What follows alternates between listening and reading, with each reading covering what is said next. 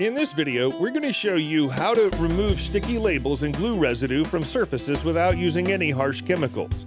This method uses natural products which you probably have in your kitchen.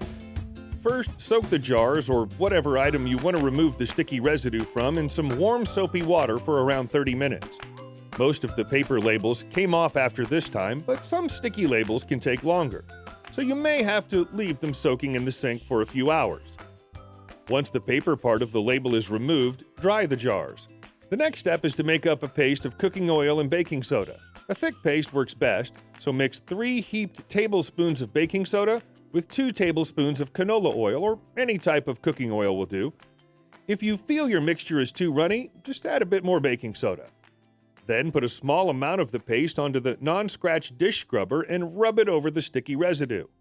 In some cases, the residue will come off quite easily, and then the paste could be wiped off with a clean, damp cloth.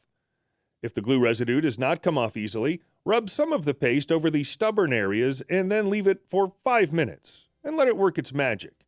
After a few minutes, the stubborn glue residue should rub off quite easily. Then give the jars another quick rinse in some warm soapy water, and they're ready to be reused. This method will also work on wood and plastic. Just don't use a cloth, which is too abrasive because this can scratch the surface.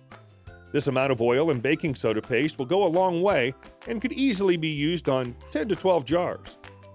The best thing about this method is that there's no need to use nasty chemicals. Also, because you're only using regular cooking items, it's safe to wash everything in the kitchen sink afterwards. I hope you've enjoyed this video.